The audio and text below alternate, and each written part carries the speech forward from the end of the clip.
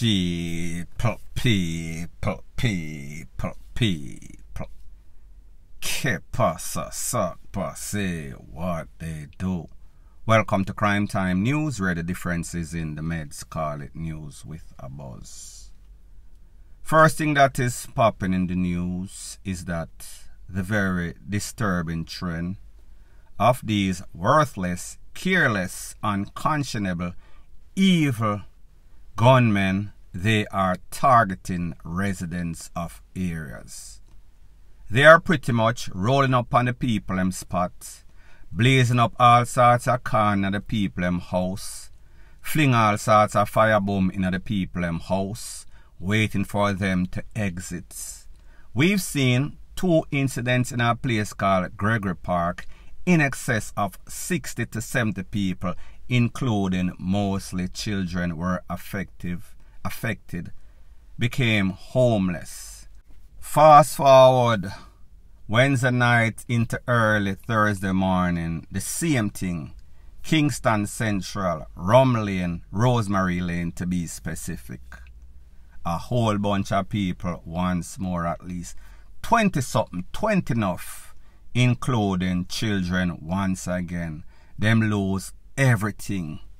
One of those persons affected is a representative of the Sunshine Girls netball team that went to the World Cup, represented Jamaica, won bronze in that championship.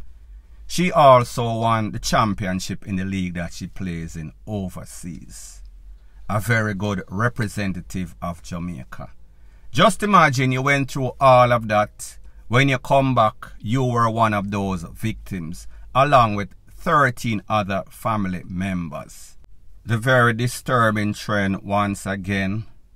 Gunmen outside the people and residents with all sorts of tall up, all sorts of 9mm 4/5. A blaze up can while the people in house a blaze up also. People can't leave. People hurt, people scared, feeling as if they are trapped between a rock and a hard place, even worse, whether if they lose them life by FIRE in the house, or FIRE from the toll of these evilous men. I am going to let you listen to what 2 of the victims had to say. One's name is Sandra, the next one is Stephanie. Then I'm going to let you hear what the Sunshine Girl representative Latonya Wilson had to say. Then I'm going to let you hear what the Popo for the era had to say. And then I'll give my piece. First person that is going to talk, that lady's name is Sandra. Take a listen, take a look to exactly what she has to say. My yard bright like morning. So many other people go look. Mr. say, I really fire. By the time I turn back in my house, the back of my house start catch. The only thing I do, I take up my baby, newborn baby, and just go out with my granddaughter. So it's soon back to school, and we start by already, and everything is lost. So we have to go rebuy, and there's no money as yet, because also money burn up in the fire. Now people, like I said, 2 lanes were affected in this incident. Rosemary Lane and then Rum Lane. Sandra and her family is one of those family amongst many that were affected. Sandra tell you herself, say listen, the thing was so scary. We have to run for our life. She just had a young baby. She have her granddaughter in the house. Only thing that was spared was 1 barrel with some clothes and other knickknacks. Everything gone. This is what Stephanie had to say. Take a listen, take a look, and then I'll give my piece. We lose everything, so we have to start over. I can't go to work because my working uniform burned up. I can't get access to my bank card, passport, birth papers, and nothing. My auntie fell off the wall 3 times, dig out her knee. My cousin-in-law, she's pregnant, she's due October. And she dropped 2 times last time before she can able to go over the wall because the fire started blaze from the gate. A victim like Stephanie, she pretty much echoed the sentiments of most persons that were victims in this. They lost everything. Back to school item, clothes, stove, fridge, all of their possession, which is not really much. However, what you have and what you work for, you do not supposed to lose it, none at all. People in there pregnant, people drop, people get hurt, all while trying to save their lives. Take a listen, take a look to what the Sunshine Girl representative Latonya had to say about this whole incident, and then I'll give my piece. At the moment, we have nowhere to go, so we're basically on the street. I spent last night staying up because I didn't have anywhere else to go, and just watching everything, knowing that I haven't saved like anything, no clothes, no shoes, nothing. Everything that I'm wearing now was being given to me, which as I said, it's sad, but also I'm grateful that I'm alive and I'm well. Looking at the positive side of life and knowing that this is just life, there's nothing you can do about it. It's more of how you get back up, and for me it's more of not letting this be a factor that will hinder me, but more so of a motivating factor to actually help me to push even more harder. Now people, we can assume that Latonya, along with 13 other family members, was the family or one of the families that were most affected. Them lose everything. The only thing that she saved, laptop and their travel documents. I guess whenever she saw or heard what was going on, she tried to secure these. But the family lose everything. She was living on the streets. However, in the midst of everything, she said, well, we lose a whole lot of stuff, pretty much everything, but we still have our life. So therefore, she was still remaining positive, even after everything. People, just imagine, you went away, represented your country, which does not give you a whole bunch of support, as a netball player. Come third, won a bronze medal in a world championship. Won the championship wherever she was playing in the professional league. And then come back home, and this is the respect. This is the thanks that she got. This is what the Popo for the year, I think his name is Mr. Murdoch, had to say. Take a listen, take a look. We have some information as it relates to the genesis of these, these activity.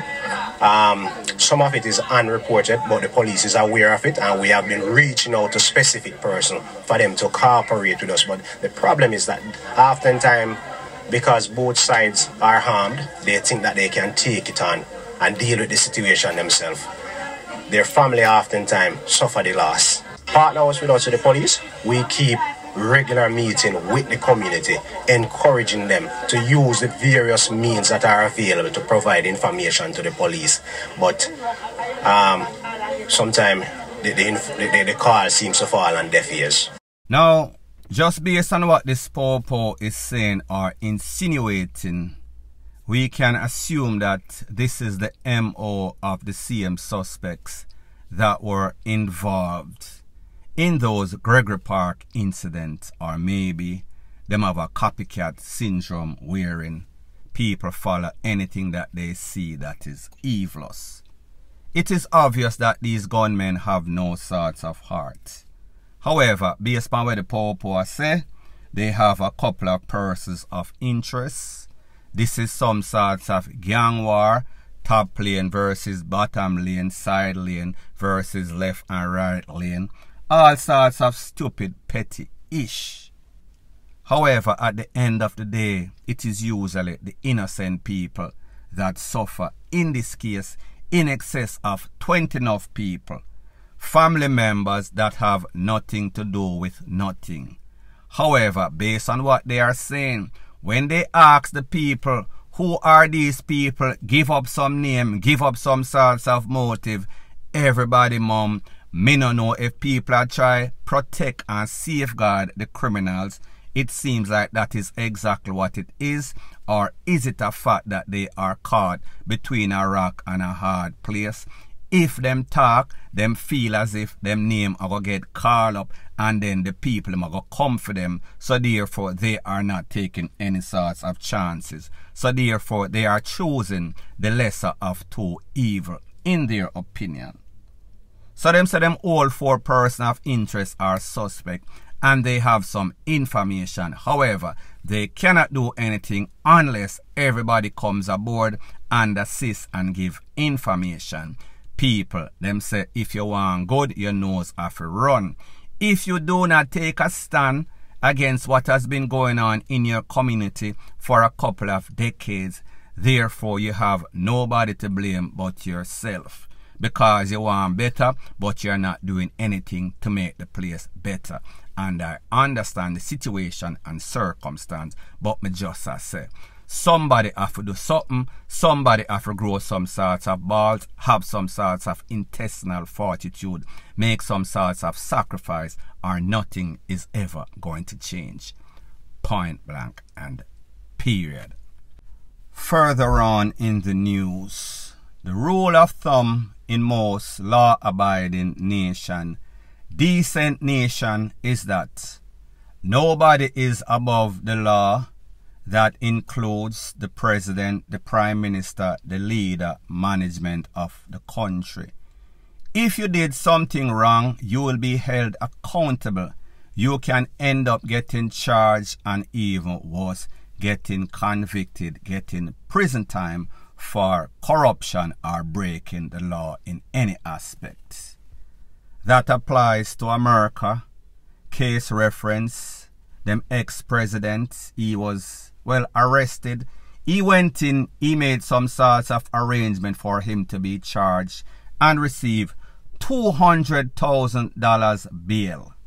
However, in a Jamaica, we see some people, them a call up them names, so them a get all sorts of illicit enrichment. That means the money that they have, the assets that they have, does not equate, it does not match up the maths. Something sound wrong, something sound fishy. There's a video and pictures that are making its round on social media. If you look at your screen, this is the picture, this is the video I am speaking about. Now, this is my disclaimer before I proceed. It is a fact that it is said that at least 6 politicians are accused of illicit enrichment. It has been going around on social media that these are the 6 politicians that you see on the screen. I did not create the video, I did not create the list. I am just telling you what is out there, my job as a blogger. The person on the top, Andrew Holness. To his right, Juliet Holness, Mr. Montague. On the bottom left, there is Nigel Clark. There is the Security Minister, Dr. Horace Chang. And then on the right, Darrell Vaz from Portland.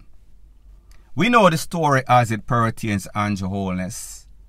Tax problem, house in a Beverly Hills. There's many other assets, houses, property that he has not clearly explained. As the Prime Minister, it is his responsibility. He is to be held accountable on the highest order. However, we see him have a little dictator thing about him. We've heard the story as it pertains to Juliet Holness, St. Thomas property, all sorts of housing development. How is it that a lady that was poor a couple of decades ago or maybe a decade ago has all these assets that she cannot give account for? As it pertains to Mr. Montague, don't know the story right there. As it pertains to your finance minister, Nigel Clark, bright person, Rhodes Scholar. However, it seems as if him becoming a politician, it pretty much corrupted him. He realized that, listen, if I go against the grain, maybe I might lose my life. Or then I can just join the pack of criminals and enrich myself like the rest of them, like they've been doing for decades. It is traditional thievery of politics. As it pertains to Dr. Horace Chang, don't know the story as it pertains to that. However, we know that he is the security minister, and we know that he is trash as a security minister. As it pertains to the Royal Vase, we know that film name a call up on all sorts of picnic issue, all sorts of illicit enrichment. That is nothing new. Before I proceed, I understand that whenever I speak, these political clowns mean the fallbacker, meaning the brain DEAD sheep from either political party that I speak about. They are going to come out and they are going to say, nothing no goes so. Nothing goes like that if you have your head up your ASS and you're pretty much biased. However, if you have common sense and really want representation for Jamaica, or better for Jamaica, and you pick them in the future, you would see. However, when you're programmed, you do what people are programmed do. Just follow the script until DEATH, being wrong and strong. What is even more disturbing about this whole thing is that when this list came out, or the speculation came out, these politicians put a gag order on the Parliament and the Integrity Commission. That means nobody from the JLP, nobody from the PNP, nobody from the Integrity Commission can say anything about it. People, that is not democracy. That is what you call dictatorship.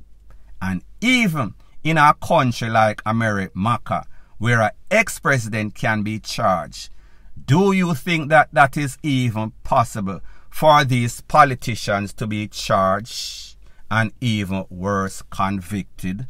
When we look at the commissioner, when we look at the security minister, they are puppets. When we look at the DPP, she is also a puppet. So therefore, these politicians put purses into place, proper places strategically, so therefore they can do whatever they want to do and get away with it, because the rule and the law is always on their side. They back these corrupted criminal officials. This has been going on for the better part of a couple of decades. It will not stop, especially with the present structure that exists in Jamaica as it pertains to law enforcement and system. System failure, I call it. However, the persons that lose the most is all the residents and citizens of Jamaica, because these people, all they are doing is screwing Jamaica. They are the top choppers. They can do whatever they so choose, and there is nobody that is willing to hold them accountable, because everybody is in for the taking. System failure, point blank and period. So anyways, people, thanks once again for checking out my video. If you appreciate videos like this, please show your appreciation by liking, commenting, sharing and subscribing to my channel. That is how YouTube promotes videos like these to like-minded, sensible persons like yourself. And last but not least, please subscribe to my next channel. It is called Jamaica Dancehall Source. I'll be pinning the link to that channel in the description of this video. Bless up.